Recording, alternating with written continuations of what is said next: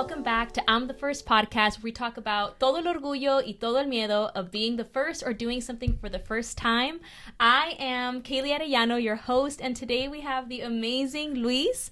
I really am so excited to have you, Luis, so I'll go ahead and let you introduce yourself. Thank you. I'm so excited to be here, and I really appreciate you inviting me to be out here today.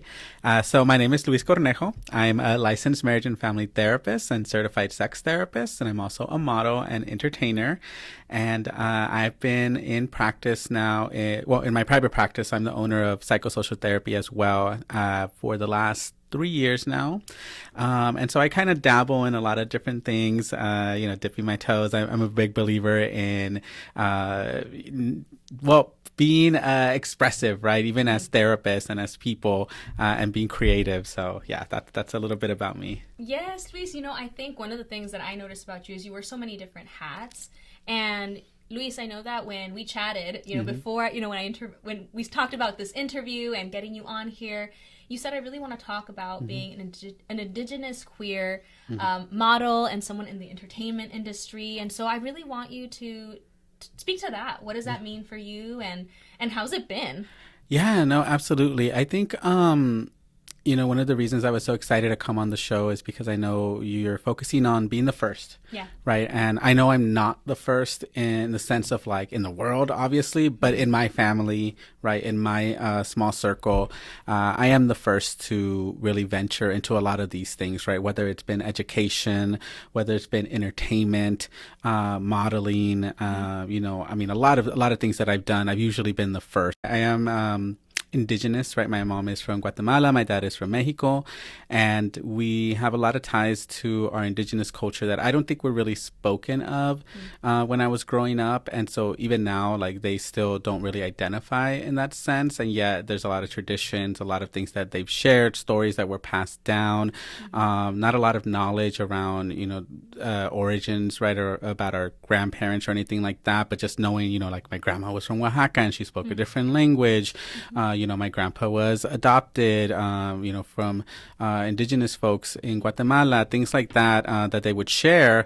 And so it's actually been something that I think I started to really embrace within the last few years, is my identity as someone that is indigenous, and really doing the work to try to recover a lot of these things through like family conversations, through doing research, through just trying my best, right, to really connect and align with this part of my identity. Queer, is also something that I've actually started to really embrace later on in life. I identified as a gay man for most of my life, and 3 years ago I realized that my identity was so much more complex. And when I think of queerness, right, queerness is not really a sexual identity or an identity per se. It's really a philosophy, right? It's this concept that we are multifaceted and limitless, right? In the way that we can exist and show up and love and have pleasure. And so queerness felt way more aligned to me, especially because I never really felt like I fit into the box of like masculinity or being male. I growing up, I was that kid that played with dolls. I was the kid that was a little bit more feminine. I was the kid that got bullied because of that. And I never really understood it. And it was something that I tried to really push down for a long, long time. And that was due to shame. Was other folks, that had placed their shame and guilt on me about how I was naturally and how I wanted to express myself. And so I think that really led to a lot of the work that I had to do later on in life, right? And really unlearning, letting go, healing. And so queer was something that came to me 3 years ago when I think I was just really exhausted from trying so hard to fit in and be what everyone else wanted me to, and not succeeding, being happy, not feeling happy, not finding joy. And I think that was the moment where I was like, you know what, like, I'm just tired. I don't feel like this is who I am. I never got a chance to be myself. And I remember for a long time, I used to be very like critical and judgmental of other queer folks because I would see them being so free and wearing makeup and doing all these things and almost like wanting to do it, but still having those internalized messages and oppression that I held towards myself. So it was really that anger that other people gave me, I started to feel it towards myself. At the moment I realized, like, you know what, like, that is who I've always wanted to be. That is what always called to me, was really just being someone that can exist and express themselves and feel seen the way that I want to feel seen. And so I remember there was one day, like I was waking up and I was with my partner, and I had turned over to him and I was like, babe, do you think I could be a model? And he looked at me, he's like, yeah. He's like, why not? I'm like, I don't know. I just feel like I've never seen anyone that looks like me. I've never felt beautiful. I've never felt like I could express myself, because I was constantly told through so many outlets that I wasn't good enough. And, you know, I don't want to feel that way anymore. And I think through his support and love and just really trust in me, I was able to start exploring. I remember going to the MAC makeup store and looking at the lipsticks and feeling so like amazed, like, oh my gosh, all these colors, and like not knowing what to try. And my partner actually helping me put the lipstick on, and the ladies coming over sweet. Being so sweet, which I will say, like, that was something I appreciated, that the MAC store in the Bay Area that I went to in Berkeley, the women were so kind. They came over, they started asking me about my experience with it, showing colors that would go with my skin tone, helping me put it on. And I think that was one of those first moments where I sat there and I was like, you know what, like, not everyone is going to see you and look at you in a weird way, right? Or judge you. There will be people who do see you. And there will be both types of people that are going to root for you, support you, yes. be like, yes, love to see it, and others that aren't going to understand it, but maybe don't want to. Absolutely. And I think up until that point, my experience had been negative, because most of the people had rejected me. They had pushed me away. They had not understood me. And so going into that store and like my partner being the one that was like, you know, motivating me, but then going in there and having people receive me and be like, yeah, let's get you in some stuff. And, you know, I remember getting like 20 of the lipsticks and buying all of them. Like, I didn't even know they were like colors that would go in, but I was just, the candy store, except snack. Yeah, it was new. It was new to me. It was the first time I had ever gone into a makeup store and actually went in there to shop for myself. How liberating, you know, to be able to do that. I mean, I've been following along in your journey for the last 3 years, actually. And I remember that there was a message I had posted a video or something, and I was wearing a red lipstick, and I remember, and you asked me, hey, like, what color is that? And I was like, I took a picture of it, I was like, oh, this is what it is. But that's so beautiful, and it's wonderful that you have a partner that supported you and that encouraged you. The things that stood out to me at the beginning of you introducing yourself is you said, you know, I may not be the first to do all of these things, but I'm the first in my family, like in your immediate world, right? I'm the first. And Luis, this is exactly what this podcast is about. I don't imagine that our stories in different ways are the first or the only. But, you know, a lot of the reason why I want to bring on guests to talk about their stories is because there are a lot of people who are the first in their families, and it can feel so isolating, so scary. And so I think there's power in our stories. And absolutely. I'm so happy to be able to have you here and share yours. Thank you so much. Of course, you know, I was really excited when you reached out, and I do remember that. I do remember reaching out to you about the lipstick, and I think that has been a part of also my own healing process, is reaching out to people that have felt safe and have been excited, right? Like, I remember you shared it, you responded, and you know, that's how I've learned, through connecting, through community with people that have felt safe, and you know, not and also being okay with not knowing, right? Because I think that's the thing about being the first, that we're going to be the first in our world in so many different things, and it can feel extremely lonely. I remember being the first one in my family to go to college, and, you know, the high school I went to, it was a very affluent high school. Everyone already knew the process. Their parents had done it, and there I was being first and not really knowing, and getting laughed at, you know, when I asked questions that were considered dumb, right, to them, but not to me, because I just didn't know. And it felt lonely. You know, there was a lot of shame around like having to know things. And I think for a lot of us, especially BIPOC folks, that's the added layer, right, of constantly feeling like we have to do more just to prove that we're good enough. And it's not our fault, right? This is systemic. This is historical. And so for me, it was a lot of unlearning and letting go of that it was okay for me to not know, and that there were people out there who would help me, who would be supportive, whether it was asking you what shade of lipstick you're wearing, or whether it was asking someone, you know, to help me set up my podcast, right? I mean, I think that's the important thing here too, is that these stories are not just for people to hear them, but also to feel inspired, motivated, and to realize that we are all connected in this way. And, you know, just because we're the first in our world, doesn't mean that we have to do it alone. Sometimes I think about, like, well, a lot of people are talking about being the first or first gen, but then sometimes when I question, like, you know, is that if everybody else is talking about it, why talk about it? And I'm like, well, it's because it does matter. And I think if it can impact one person, if your particular story, my particular story, everybody is different in their journey of being the first. And I'm glad you brought up social media too, because I think the reason why so many of us are connected or really go on there, even though people are sharing similar stories, it's because it makes us feel less alone, right? I mean, when I see other people who are first gen, I'm not sitting there like, oh my gosh, I've heard this or I know this. I'm sitting there thinking like, oh my gosh, like other people get it, you know, it's funny. And I read the comments and people are like, oh my gosh, this happened with my mom, you know, and I laugh. Or some stuff is very much like hitting home, and then some stuff's a little bit like, oh, you know, yeah, kind of.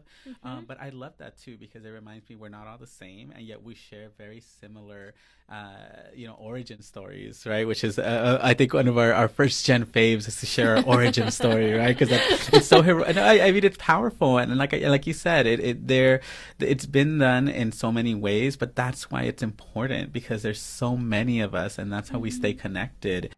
You know, a lot of my desire or where I find purpose or just motivation is that I look back, you know, years and years ago when, you know, I first left my home and went to college and how isolating it was.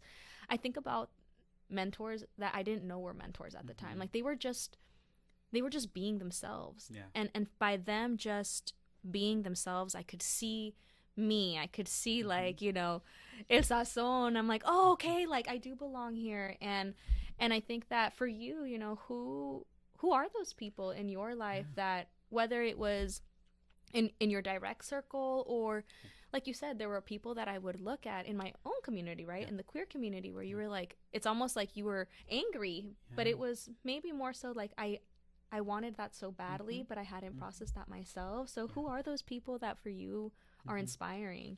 Very emotional. I don't know if it's empath, if it's trauma. You know, maybe it's trauma, maybe it's empath, maybe it's because I'm a Cancer. Yeah, maybe it's all of that. Maybe it's a sprinkle of all of it. But I am very in touch and very attuned to my emotions and my experience. And one of the things that was happening not so long ago was there were a lot of moments of grief for me, a lot of moments of sadness, because I realized that I didn't have those mentors growing up. I didn't have people that I saw myself reflected in that were queer.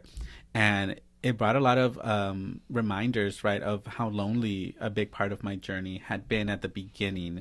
Right now, it's changed, it's shifted. I always laugh because some people are like, "Oh, you're going to be an elder," and I'm like, "Yeah, a little bit." You know, like I'm still one of y'all. You know, still learning. Young and fabulous, yes. Yeah, you know, but I'm excited to do. I'm excited that, you know, queer babies reach out to me and tell me, "Oh my gosh, I love seeing you. Oh my gosh, I want to be like you. Oh my gosh, like I love what you're doing," because I never had that. I never got to say that to anyone. I remember being in middle school and people would call me Juanga, and like I knew who Juan Gabriel was, but I also knew that people loved them and at the same time also made fun of them. Right. And it was really painful to me because, you know, it was almost this duality of like, they're super famous and rich and everyone knows them, but also people laugh at them because, you know, they don't understand them. And so to me, that was a big area of shame that I worked through. That later on, I really embraced that. And so now, you know, you can see I love to shine. I love to sparkle because it was healing for me to take that back and say, you know what, that was an amazing performer. That was someone that did so much for the world that people still play the music and love. And Walter Mercado was another one, which is really funny. I love Walter. Mucho amor. I mean, most of us, like, even if you're not Mexican, like people saw them on TV or like whoever talks about horoscopes, right? Or even just the outfit, the style, the I mean, and they were Puerto Rican, right? So yeah. So I mean, they you know, they provided a lot culturally to like modern day culture for us, and they were people that I often looked at and just felt so connected to, but you know, I didn't know them. They weren't people that I could talk to, right. And there weren't any folks in my community that reminded me of them or that looked like them, and so. Right. You know, I grieve a lot around that. I grieve a lot around not having had people that I thought I want to be like them, or oh my gosh, I love what they're doing, or even an idea of what it was going to be like for me to grow old as a queer person. Something that comes up for me a lot now, at least in the last 3 years since I really embraced all of these parts of myself, is really like being the first, because I don't know an example of what it's like to grow older and queer. You know, I had someone reach out once and say, oh, it's the same like everyone else. And I'm like, you know what? I have to be honest. Like, I would love for that to be the case. Right. And yet, in my experience, my own experience as a queer person, I've never had experiences where things were like everyone else's. Right. You know, for me, it's been different. It's what's led me to where I'm at and who I am as a person, which is why we were talking about stories earlier. And I love stories because while we may share some things, you know, and this was another queer person as well, I was like, we still have very different experiences, and that's okay, because that is what queerness is, right? It's a vastness of possibilities. And I love really embracing the philosophy that it, you know, I don't even see it as an identity, because oftentimes people ask me like, oh, are you gay? Are you queer? I'm like, you know what? Honestly, like, to me, queerness, it just speaks volumes to me, because it tells me that I don't have to wake up the same way every day if that's not how it feels for me. And that is how I've chosen to really practice queerness, and also living my life every day, that it does shift. You know, my energy goes all over, and this has always been the case for me, you know, since I was a kid, knowing that I didn't feel comfortable doing the things that boys did, but also knowing that I liked my body and I was okay with, you know, my physicality, sexual identity, but still being very feminine in so many other ways, right? Having a lot of attributes that people would consider feminine, right? Whether it was being very emotional, or whether it was being very nurturing or caring or whatever, right? That people would look at me and be like, the boys don't do that, you know? And so for me, I've really tried to see beyond all of these limited aspects of life and just exist, you know, without feeling held down by systems that are innately oppressive and meant to control us. And so for me, that's been the journey, is unlearning. And, you know, obviously it's not easy. And so I think that's where that grief comes from, is not really having had anyone to say, Luis, you're going to be okay. It's like you're becoming the person that maybe you needed, but wasn't around. Yeah. And that's really, really powerful. But I think, you know, in this podcast, I say, I'm the first, que orgullo y que miedo. And so there's so much pride now, right, that you're sharing. Like, I'm proud to wear this. I'm proud of my queerness. I'm proud. Yeah. But it sounds like hubo también mucho miedo that you had to, and maybe still have to push through, because you're speaking to, you know, we have privileges, and you're saying, you know, my experience isn't that, you know, my experience isn't that, you know, we grow old in the same way for you, right? But I think that sometimes you don't observe. I think unless people self-reflect, we don't observe the privileges that we have, unless we speak and hear and listen to others' stories. Absolutely. And I've shared this a lot with folks too, that, you know, a lot of times people don't understand, but it's not because it's complicated.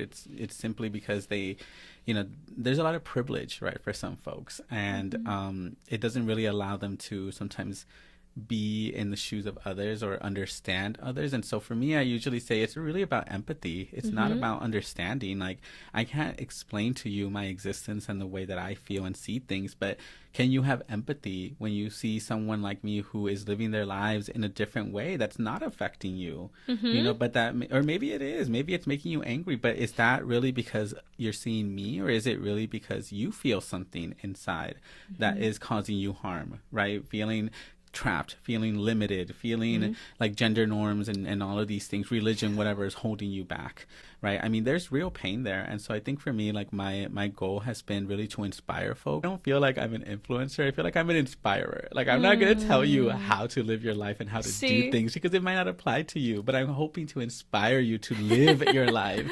And that's the thing that I really have grasped on. And, you know, the world, obviously, like, that's a term that's used now. It's a profession at this point. And so sometimes it's so interesting to be like, no, don't do what I do. Like, it might not be right for you.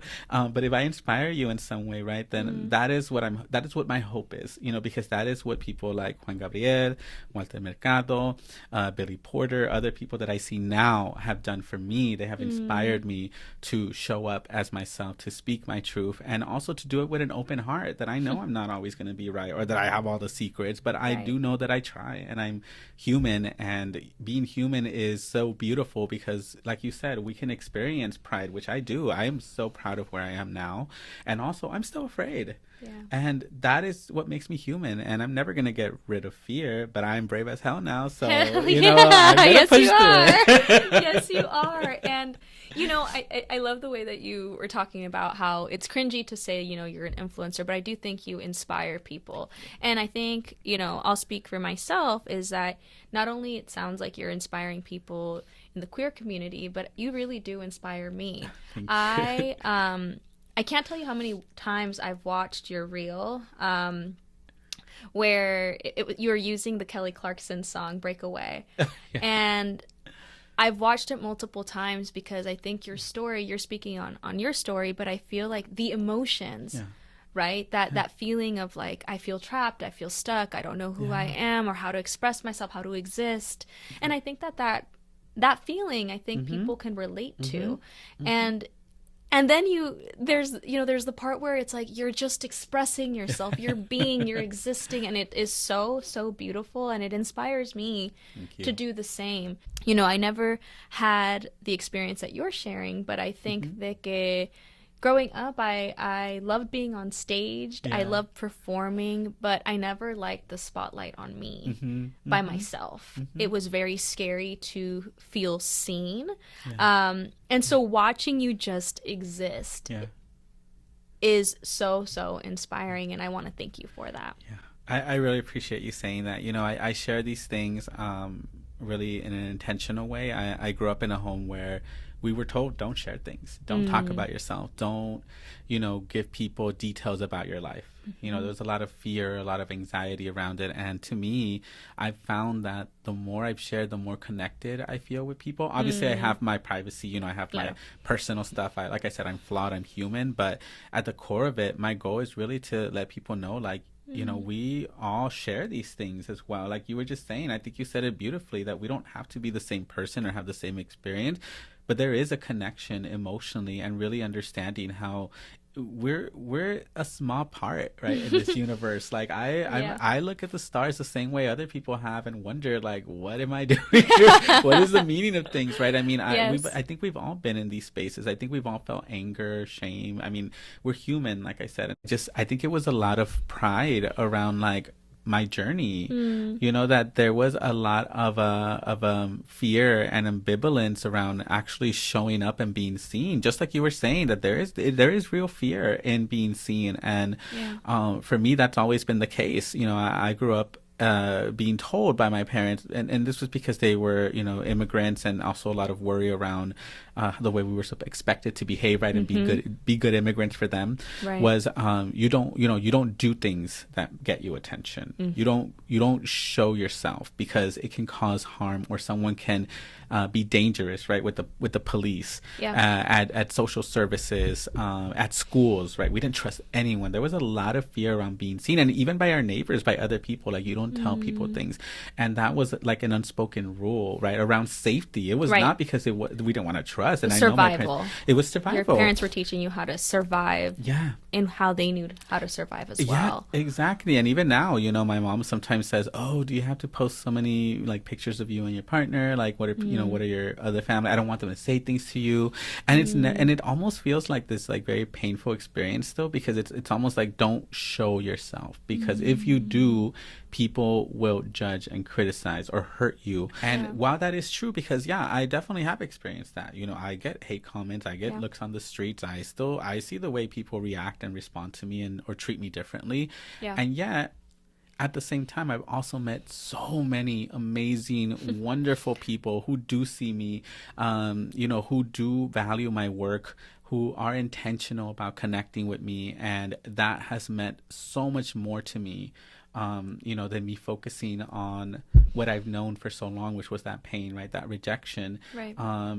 And so now I focus on that. I focus on the fact that being seen didn't just bring me the hate, it also brought me love. And love to me is way more important. And so, yeah, there's still fear and there's definitely still a lot of anxiety around being seen. And there's some days where I don't even want to get out of my apartment. You know, I might feel like, you know what, I don't want to be seen today. I do not need people to see me. And so it's a back and forth. And I've learned to really appreciate that experience of really checking in with myself and just being honest and transparent and not holding myself to all or nothing thinking like I always need to be fabulous. I always need to do that. No, I don't. I'm going to exist the way that I exist and how I feel. Some days it's wearing my sweats and, you know, not shaving and sitting in my house watching TV and maybe even just being with my dogs. Other days it's like, you know what, I don't like the way that I look today and it doesn't feel like me, and I'm going to put on this outfit and, you know, go out and sparkle. And to me that, and sometimes it's in between, right? I'm like, I laugh because I like the in between, like half sparkle, half sweats, you know? I'm like sparkle and sweats. Yeah, I like sparkly sweats. I'm like that's why they're made. And so, you know, I'm gonna make it work for me. And so the being seen piece, I think that is a first. I'm the first in my family to be out there and be like, look at me, like, you know, I want to be seen. And it's not for attention. It's honestly for me around that desire to finally feel authentic in the way that I'm seen. So it's not like I want the attention. It's really like, now I get to actually show up how I wanted to. All of these years, all of this time that I spent hiding and not allowing myself to be seen for the sake of others, for other people's safety, you know, quote unquote, other people's comfort, that now I do feel good and I'm okay with being seen. Me, a lot of the stuff that I share and post has really come from those moments where it just hits me out of nowhere and the emotion. Beautiful. And I'm like, I feel this way today. What a gift, though, that you are providing. You know, it's almost like a live form journal for you, you know, because you're saying it comes from your heart. You know, I could be doing something so random y me llega. Like, oh, wow, this is what I'm feeling right now. And you create. You know, you're a creator. Yes, and I like that word. So I like that you use that, because that's what it feels like, right? When you get something and you're like, let me see this through. Yes. Like, can I make this? Yes, it's almost like putting this idea into something that you can see and something that people can connect through. And I think it's the storytelling component of it. But I think there's so much that you said right now that all people can learn from, which is, you know, it's like you're doing this mindfulness practice, it sounds like, where you kind of check in with yourself. How am I feeling? How do I want to show up today? Do I want to show up today? And giving yourself permission to show up as you wish. I'm sure that took a long time, and maybe it's an ongoing journey, but I think it's something that it would be so beautiful if all people could begin to do that. Because I don't know about you, Luis, but for me, sometimes I feel like I will either show up when I'm good or I'm just going to take a full backseat. Like, I just won't show up, period. But I think it's like beginning to learn how to show up in the messy, to show up in the sweats, to sparkle in the sweats, you know. And that's something so beautiful and so powerful. And I'm curious, you know, how... I guess for listeners that are saying, you know, how do I get there to really be able to know how I want to show up, to be able to give myself permission. I know you said, you know, I'm not here to tell people what to do. I just live my life and I share it. But I don't know. Sometimes we need ideas. No. I'm totally okay with sharing, you know, my perspective, my experience. I think that, like I said, it's important for us to share these things because someone might benefit, right, from hearing these things. And we're not perfect. And I think that that's my biggest thing that I try to be very transparent about, is that I'm not coming in here for people to imitate me, because I may not be everyone's you know, form of expression, or I may not align right with the way that people embrace themselves. Like I had someone actually once say to me, well, why are you against like binaries or like people who exist with gender norms? And I was like, oh, I'm not. I'm like, I think some people do exist within that. Some you know, cis women love to be housewives, and that's totally fine. Some cis men love to work, I don't know, construction. I'm like, I'm not trying to say like those are bad things, but I'm like, some people like that, and that is okay. What I am fighting is not that us as gender people who are aligned with, you know, traditions or gender roles, that they dismantle it. What I'm saying is, don't shame or push everyone else out, because the reality is that in binaries, queerness can't exist in binaries because it's too much. It doesn't exist in black and white, but binaries can exist in queerness. So that is, I think, what to me is so helpful when I talk to folks sometimes, because I'm sitting there telling them, I'm not telling you have to be queer, or this is an identity. I'm saying to you that you can exist and so can someone else, and you can be okay with that, because if it does not align with you, it is not hurting you. And especially from a lot of folks who often say like, oh, but kids are going to see this or yada yada. I always say, if you're so scared of who your child's going to become because they have free will and free choice, then you don't really love them in the way that you say, because you're loving them based on the idea that this is conditional. Has to be based on their expectations. I will love you and respect you as long as you are the way I want you to be. And we don't work that way. This is something I think for me that has helped me in this journey. But the other part of that has also been honestly just accepting and embracing that we're not wasting time. And I hear this a lot from clients and from other folks. I feel like I wasted so much time. And I always tell them, you know what, like, I know that it would be beautiful if we all could figure it out earlier, if we all knew these things earlier, but we don't. Right. Because that is part of the journey.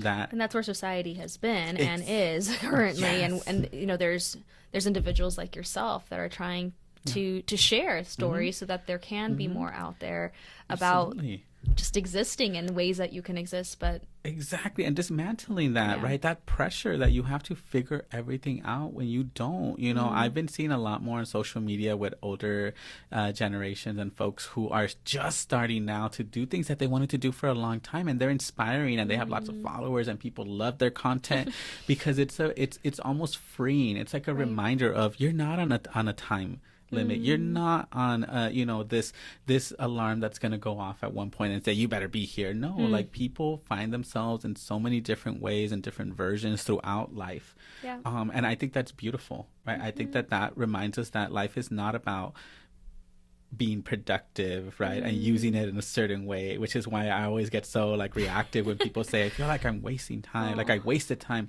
And I told them, you would never have gotten here if you had not gone through your own process. I look at myself sometimes and I think, I even told my partner, like, imagine if I would have loved myself, felt self-assured, felt confident, showed up as myself when I was in my 20s, and I could have gone into entertainment. I probably wouldn't even be a therapist, or maybe I would have and still have been in entertainment. I'm like, I could have done so many things, but I always look back and I think, I wasn't ready. I was not ready. Like, I think of myself, I was holding on to old ideas. I was holding on to pain. I was angry. I hadn't done, a lot for myself. I hadn't learned. And a lot of those darker moments were the ones that said to me, like, you need to figure something out, because this doesn't feel good anymore. And do I regret things? Of course, I think we all do, but at the same time, I'm not sitting there holding on to those things because I'm not going to change them. And at the same time, I also see the other side of them, that they did help me. They got me into gear and made me really figure out what was going to make me happy. And I think I have a lot of gratitude for still being in my 30s, my mid-late 30s. I love the 30s club, by the way. I've been loving the 30s. I love it too. I know.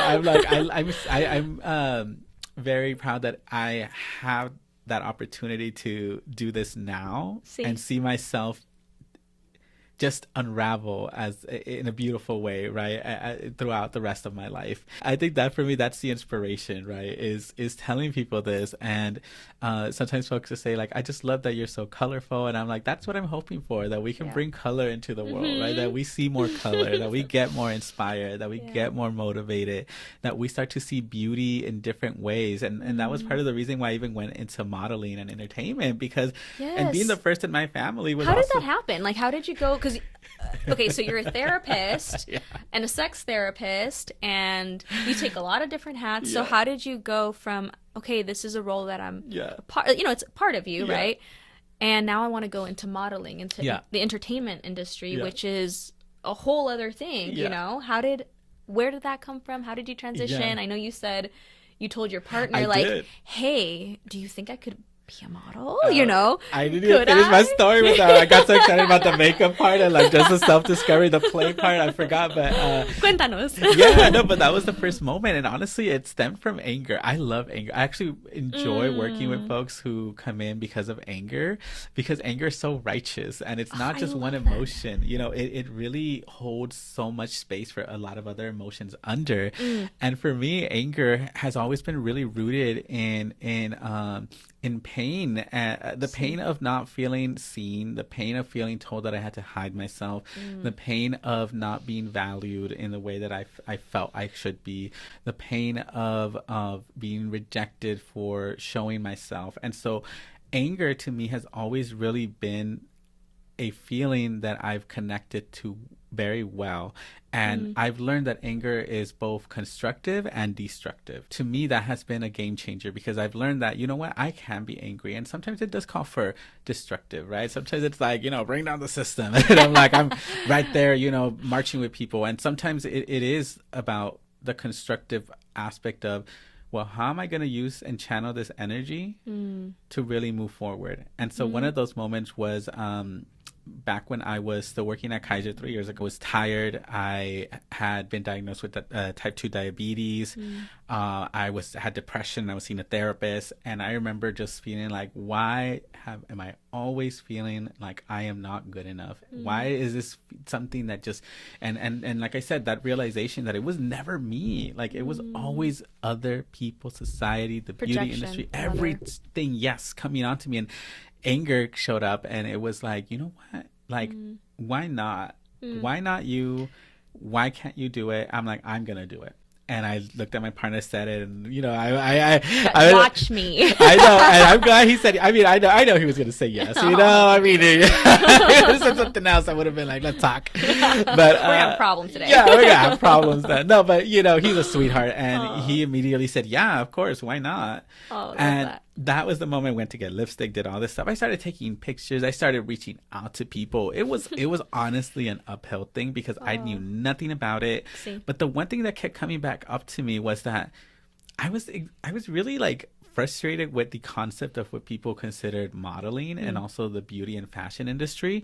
One, because I was never seen in it, but two, because it was tiring. The same people who had the same, you know, the same look, the same everything. And I sat there and I was like, you know what? This is so boring to me. This has never felt like connected to me, at least not 100%. And also, who are these people telling us that we can't be beautiful or that our version isn't important? Yes. You know, who are these people that are deciding these things?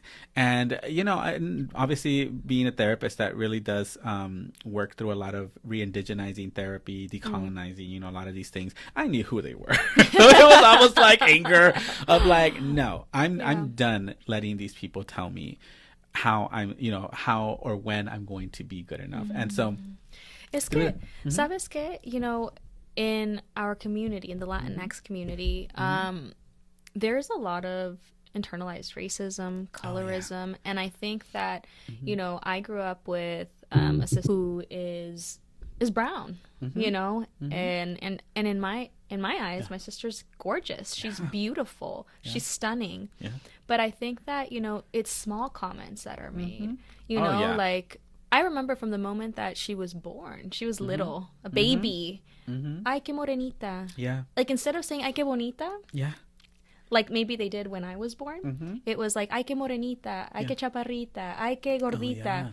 And it was never about, like, this is beautiful too. And I don't think that at least this is my perception, is that I don't think people often do this with the intention to be harmful. I think sometimes our communities, you know, whether it's family members, they're not even aware, because this has been passed along and passed along and passed along. And so for me as a sister, it's very important, I think, that it's conditioning. It's conditioning. I mean, even in our own entertainment in Latin America, it's still very centered on Eurocentric beauty, right? You don't, and then you see the help, and it's us, right? Like, well, like me, like person of who's darker skin, who's shorter, yes. who whatever, Absolutely. I mean, we see this, and it is there. It's embedded because it's been by design. We get to tell you who's beautiful. We get to tell you what beauty is.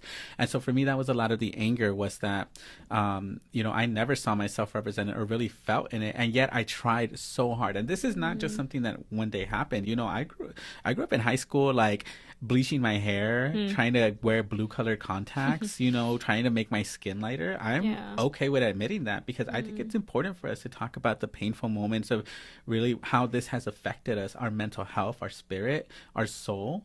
And I did all of those things for many years, and oftentimes I look back, I'm like, what was I thinking? Like, some of these things I didn't even like really consider, but it was just wanting to feel seen and feel beautiful, and learning later on that those things were never going to do that for me, because I was never going to fit into these rigid standards that were passed down to me, and these ideologies that you just shared, our families passed down, not because they believed them, but because they're repeating the same crap that everyone else said to them. Colorism was huge in my family. We had, even me, like, there's a lot of shame for me sometimes when I think about it, because I being part of my family, right? I also commented on my siblings. I commented on my cousins.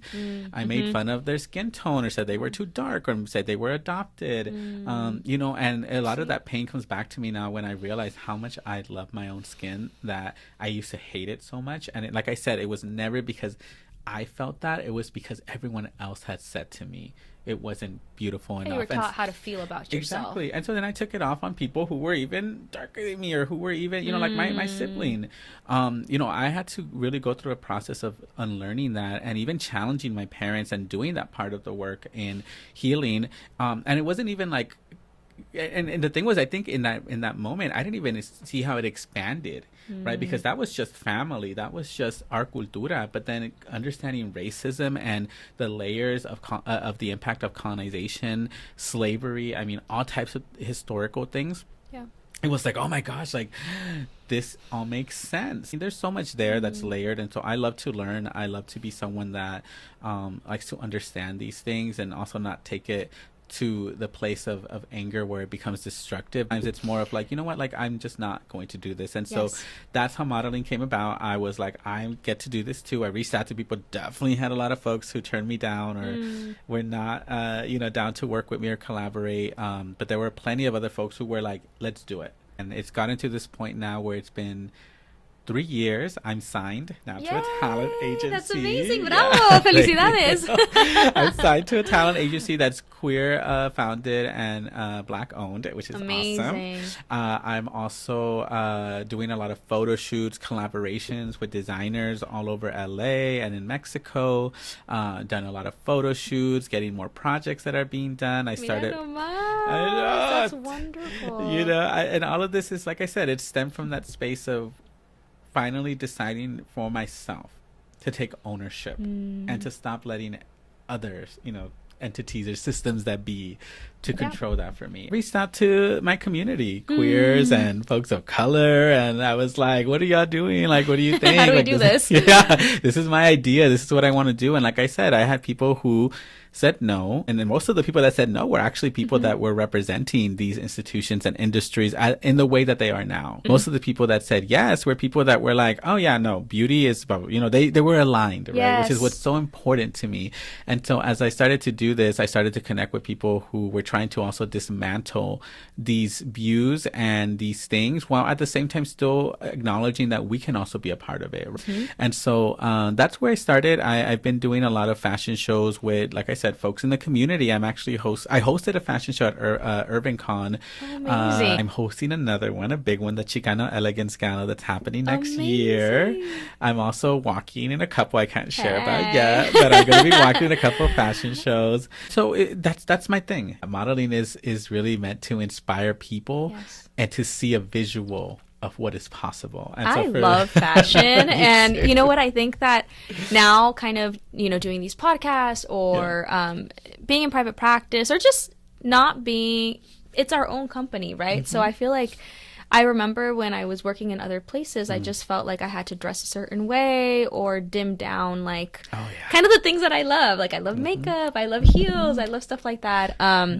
But I think that's so beautiful. It's like you're creating spaces. Yeah. You're not waiting. And I think that that's so indicative of just kind of how, as people, we grow up, right? We grow up to get permission for everything. If you think about even like school, we get permission to, you have to raise our hand to speak. We have to raise our hand to go to the bathroom. We have to raise our hand or just have permission in general. And I think that's a very big shift once we go into just life and adulthood. Become unapologetic. You're yes, like, I'm not like you're like, wait, anymore. I don't need a permission slip from anybody. I can show up if I want to. I can not if I don't want to. I can say what I want, not say what I don't want. You know, so it's and it starts so small. I'm sorry, I just have to interrupt you because you were saying that. I was thinking about, for me, the one time that I remember like starting this journey and like really unlearning and letting go was something so simple, and it was, I'm not apologizing when I have to go to the bathroom anymore, because and this is so funny because I know that's so random, but I remember having to like even feel like if I was at a conference, if I was meeting with someone, like, oh my gosh, I'm so sorry, I was like, why am I and then now I'm like, I have to go to the bathroom, I'll be right back.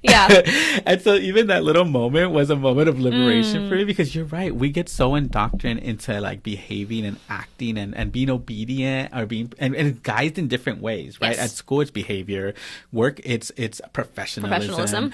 And I was the same way when I was at Kaiser. I was wearing ties. I was wearing all this stuff that I hated. I absolutely hated it. And I looked like my dad, and I just did not really align with it. No. And when I left and I started my practice, I was like, this is not me. I swear I went into my closet, grabbed all the ties, grabbed all the button-up shirts, threw them in a box, and I told my partner, we're donating this. And we took it away, donated it, and I started buying all the stuff that I was like, I would wear this. That is where I pushed back on that resistance and been like, you know what? I'm unlearning all this conditioning I got from before. I'm going to give myself the permission slip to just show up how I want. I think also, you know, I'm curious about your thoughts, but I feel that fashion and expression of any sort is so empowering. I mean, and this might be silly to some people, and I always say, you know, and I think this is something my mom also taught me. It's like, you dress up for yourself. You don't dress up for anybody else. It's no es para la gente, es para ti. And so even for me, you know, I work from home. I get dressed up because it makes me feel good. Exactly. You know, if I wake up one day and I'm not motivated, it's silly, but I get so much more confidence when I put red lipstick on, when I put my earrings, my hair. Like, it's just something that makes me feel good, and it's not for what fulanito's gonna say. It's truly for me, and I find it so empowering. So I'm curious, like, your thoughts on fashion and self-expression and how this also impacts confidence and absolutely. You know what you just said, I'm gonna say it's not silly.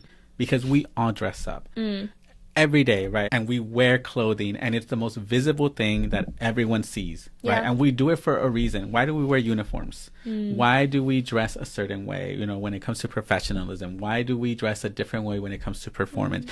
Because it's symbolic, right? This is even ways that historically have been used, right? Even in indigenous places, certain people wore certain aspects to distinguish themselves or to say something specific about themselves, right? And so clothing is not silly. We wear it every day. We buy it. We literally pay for it. Thank you very much. No. And I'm saying that because I think a lot of us think that, and sometimes people will say, oh, that's so like vain. Like, why do you like talk about clothes and fashion? And I'm like, you know what? Like, you wear it anyway. Clothing is something that we actively choose to wear, right? Even when we wear stuff that we're like, I don't care, and I'm wearing my shirt with, you know, the band on it or sweats, it's us saying, I don't care. Right. No, absolutely. And so it's symbolic. And so fashion inspires it, you know, it's an art. Right. I mean, even some of the stuff we see out there when we look at the Met Gala, most of that stuff is not functional. You know, I mean, it's really a statement. How do I walk in this? It's art, right? It's art. It's literally art that people create. And, you know, unfortunately, obviously, this is exclusive to the rich and famous and all that. And yet at the same time, I've seen so many people in our communities who are not in that place, and they still create and dress up and look beautiful. Whenever you have a quinceañera, you know, all the tias. Your birthday. I was like, oh, I'm going to a gala. No, that was why I did that, because it reminded me so much of growing up and seeing my tias get ready. And it was the only time they glammed up and looked beautiful and were going into the wedding or the quinceañera quinceañera or the, you know, whatever it was. And so for me, it's like clothing is meaningful. It is symbolic, and it's also healing and empowering and motivating. You know, I think we were, even when I was coming in, you were talking about the color red, and I know, you know, that's my favorite color, and I know you also like red. And so red to me has been a color that has been very significant through most of my life. It's reminded me of anger, passion, love, fear, you know, a lot of these things, like just red. And so I've embraced that color in at least in my life so much, because it brings me joy. When I wear red, people would literally, like, without me saying anything, people that don't even know me or know it's my favorite color, they'll say, you really look good in red. You really work red. And I'm like, thank you. I'm like, it's my favorite color. And they're like, I can tell. And it's really coming from a space of it brings me confidence. It makes me feel empowered. And so to me, that's significant, that, you know, when I was a little kid, I didn't have a choice. It's really interesting upbringing around clothing and fashion, because we were told not to be showy, but we were also very showy when it came to church, right? It was like we had to dress up and do all these things and be groomed. And so it was a really kind of like a mixed bag, I would say. And I never felt like I had a chance to actually express myself, because I didn't get to pick my stuff. You know, as my mom like laid it out and like, this is what you're wearing. And I was so drawn to all of these things. At an early age, you know, I was told, you can't wear glitter, you can't wear sparkles, you can't wear that color. And I was always so upset, because it, you know, it was stuff that I liked. I was drawn to it. And so I think that was a kind of like the intro for me with clothing, that it always felt very reserved. And up until that year when I was sharing about Kaiser, like, I felt like I had to look professional, which was one way for men. And so I think letting all of that go really reminded me of how powerful clothing, fashion, self-expression had been in my life, and how it has now allowed me to heal. And so I've included it into my work as a therapist now, where I do talk a lot about self-expression and how we show up and how we see ourselves. I started doing workshops as well on self-expression, where I get a bunch of donated clothes, like different ranges from like vanilla to extra, you know, extra. And I have people who are exploring or really just starting off with fashion come in and try clothes on. And so we do we do dress up. There's makeup, there's glitter. That's amazing. What a healing and fun and thing then at to the end do. we do a little runway, and we like have music, and we're all like posing in our outfits that we made, that we came up, you know, and it may not be something people are gonna like wear out, but it's something to give them a taste. And then at the end, I normally let them take a piece of one of the items that they chose. And it's very special. It's a reminder to people that it's okay to be seen. It's okay to show up. It's okay to be yourself in little ways, whatever feels safe to you. You know, to me, I've gotten to a place where I like full on, but I know some folks, they just like to put a little thing on them, you know, a brooch or a certain piece of jewelry or a certain color lipstick. And that's totally fine. You know, I like the extra just because I never got to do it. And so now it's like, I love the extra, because you know what? I think I always like worry about like, am I overdressed or something like that. And today I was like, I can wear whatever I want. I can put whatever I want on my face, because I knew that I was going to come into a space with you where you were going to embrace that with me. So thank you so much. I appreciate you so much. And I really in my heart believe that there are people that need to hear your story. And so thank you for doing that here with me today. And I guess to wrap that up, you know, with the concept of I'm the first, que orgullo y que miedo, there are probably people who are far along in their journey of doing something for the first time, or maybe there are people who are wanting to do something but are too scared. What wisdom can you leave them for all of those individuals who are wanting to do something or are doing something for the first time? You know, I think the biggest thing that I will say is having patience. Having patience for yourself, because I had to learn to be patient with learning and being okay with not knowing and being okay with asking and admitting when something didn't make sense to me. I had to learn that patience also meant it meant self-love, right? It was a form of loving myself in ways that I didn't get before when I didn't have that patience. And also, I think for me, the metaphor is butterflies don't just become butterflies. You know, they have to go through a process, and they go through this very big process that takes so much energy and time, you know, and also vulnerability, because they're not safe when they're in cocoons, right? Caterpillars are not safe. And yet when they finally come out, like, don't we all look at butterflies and see how beautiful they are, or just wonder, that to me has been the biggest thing, is patience, because patience has led to self-love, has led to more understanding, has led to empathy, and has really guided me in this journey, that there's no timeline for me.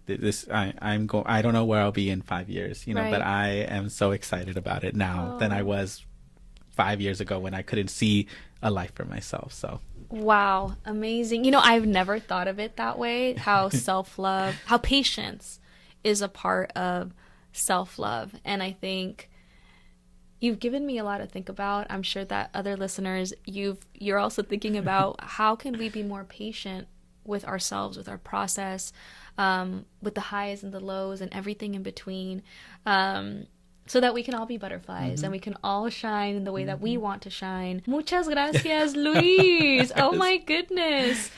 Well, everybody, I want to wrap up now. Thank you so much for tuning in to I'm the First podcast, where we talk about, again, todo el orgullo y todo el miedo. And what ways can people connect with you? How can we support you? Yeah. People can find my work in modeling, and also just a little bit of like I don't call it a resume, but I guess like a thing of what like a list of things I do on my website, where you can find the most info, and that's www.luis-cornejo. cornejo.com.